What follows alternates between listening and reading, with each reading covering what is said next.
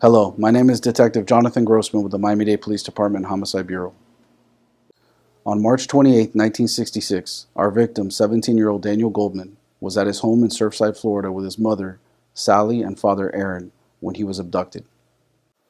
During the course of the investigation, it was discovered that Aaron Goldman was on the board of directors for a local bank and testified to federal authorities 2 days prior to the abduction of his son regarding illegal activities occurring at his bank.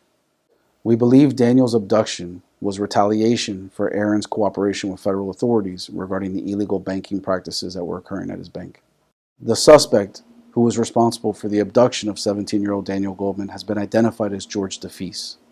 Mr. Defeis arrived at the Goldman residence at approximately 4:30 a.m. and entered the residence through a rear sliding glass door.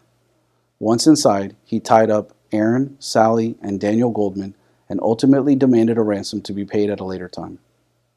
The Goldmans were able to free themselves and ultimately call the police, and despite their cooperation with authorities, the ransom call that they had been anxiously awaiting for never came. As a member of the cold case unit, we were tasked with revisiting open pending cases. During a review of this case, contact was made with Paul Novak.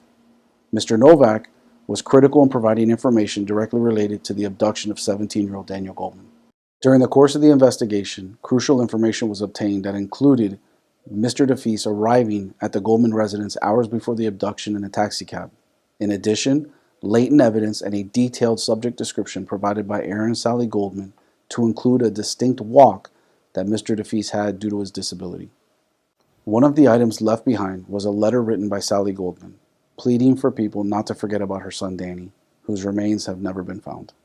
55 years later, we are finally able to bring Daniel's family closure with the identification of the person responsible for the horrific event that led to his death. Although George Defeis has died, this is a perfect example of how the Miami-Dade Police Department's cold case unit continues to investigate cases no matter how old they are.